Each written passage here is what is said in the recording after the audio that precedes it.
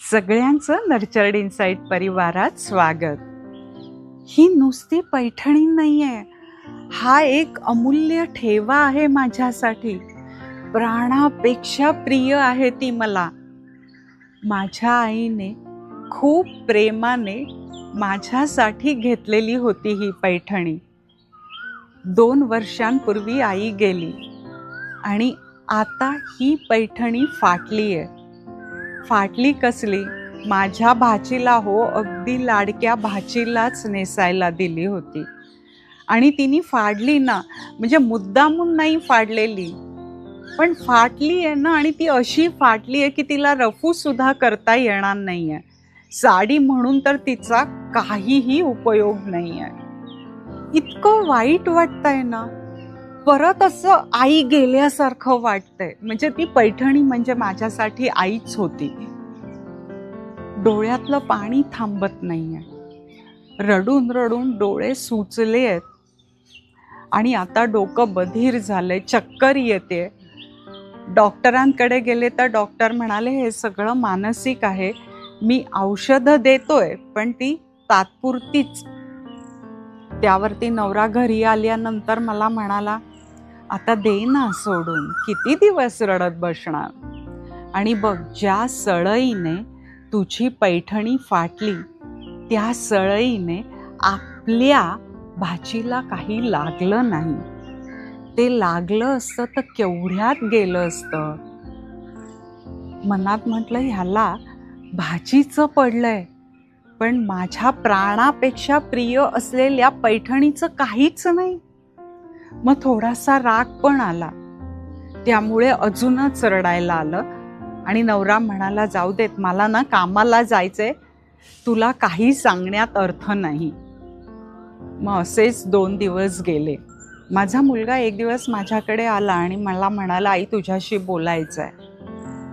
मला अगदी बाजूला बसवलं आणि म्हणाला, तुला आठवतंय आई, आजीला ना क्रोकरी खूप आवडायची आणि तिने पैसे साठवून तिच्यासाठी खूप महाग असलेला एक डिनर सेट घेतला. तिने तो 20 वर्ष सांभाळून वापरला आणि तुझ्या हातून त्याच्यातल्या 2 प्लेट्स फुटल्या. आजीला खूप वाईट वाटलं. ती खूप रडली सुद्धा. आणि तू एवढंसं तोंड करून बसली होतीस.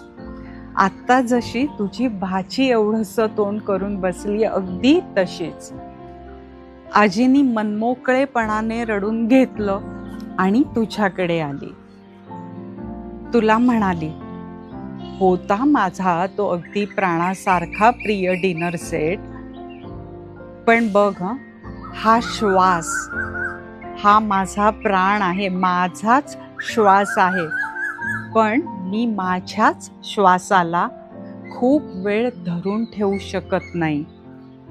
तो जर मी खूप वेळ धरून ठेवला तर मला गुदमरायला होतं. म्हणजे माझाच श्वास मला सोडून द्यावा लागतो. आणि ज्या वेळेला तो मी श्वास सोडून देते त्याच वेळेला मी दुसरा श्वास घेऊ शकते. आणि तोही श्वास मला सोडून द्यावा लागतो. म्हणजे या जगात सगळंच अनित्य आहे ना. गेला हा डिनर सेट, ठीक आहे, माणसासारखी माणसं जातात, ती नाही राहत इथे. तर ही तर निर्जीव गोष्ट आहे.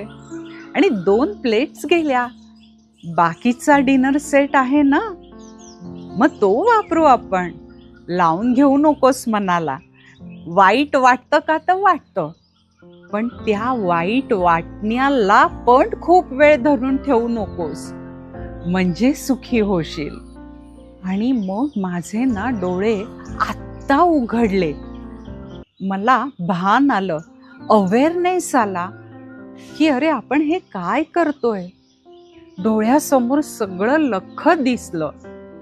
त्याच्यात एक गोष्ट दिसली की मी पैठणीला घट्ट धरून बसलेले आहे. ती एक निर्जीव गोष्ट आहे आणि तिला मी प्राणापेक्षा प्रिय बनवते. तिला मी माझी आईच आहे असं म्हणतेय की जी आई सुद्धा या जगात नाहीये. तिसरी गोष्ट लक्षात आली म्हणजे सगळंच अनित्य आहे. कोणतीच गोष्ट नित्य नाहीये. म्हणजे चौथी गोष्ट आली आपोआप की मला ह्या सगळ्यापासनं अलिप्त व्हायला पाहिजे. कारण मी आईने दिलेली पैठणी, त्याच्या आठवणी ह्याने लिप्त झालेले आहे. त्याला एवढी अटॅच्ड आहे की त्याच्यातच घुसून बसलेले आहे आणि म्हणून मला त्रास होतोय. आणि डिटॅचमेंटसाठी, अलिप्ततेसाठी मला मदत केली ती साक्षी ध्यानाने, साक्षी भावाने. त्या ध्यानात आपण कसं बघतो, हे विचार आहेत, ह्या भावना आहेत, श्वास आहे, पण कुठेही असं म्हणत नाही की ह्या माझ्या भावना, हे माझे विचार. ज्या वेळेला माझं जे आहे ते त्याच्यातनं काढून घेतो आहोत, त्यावेळेला ते फक्त उरतात विचार आणि भावना. त्याचप्रमाणे मी बघायला शिकले अलिप्ततेने की ही पैठणी आहे, अगदी माझ्या प्रेमाची आहे. पण जसं नाळ तोडल्याशिवाय बाळ एक व्यक्ती म्हणून वाढू शकत नाही, त्याचप्रमाणे ह्या फक्त आठवणी आहेत, त्या माझ्यात मी घुसून देत नाहीये. आणि ज्या वेळेला हा माझ्या मनात विचार आला, त्यावेळेला ह्या पकडून ठेवलेल्या पैठणीला, आठवणीला मी सोडून देऊ शकले आणि मला खूप हलकं वाटलं. अक्षरशः फ्रीडम मिळाल्यासारखं वाटलं. आणि मग लक्षात आलं, सासूबाई म्हणाल्या की बाकीचा डिनर सेट वापरता येईल ना, मग मला ही बाकीची साडी वापरता येईल का? नक्कीच. मी त्याचा एखादा ड्रेस शिवू शकते, ओढणी करू शकते आणि वापरू शकते, जी साडीपेक्षा सुद्धा जास्त वेळेला वापरली जाईल. माझ्या अंगावर असेल तो ड्रेस, ती ओढणी. आणि मग भाचीकडे आले. अर्थात तिला काही माफ वगैरे करायचा प्रश्नच नव्हता, कारण अनावधानाने घडलेलं होतं ना सगळं.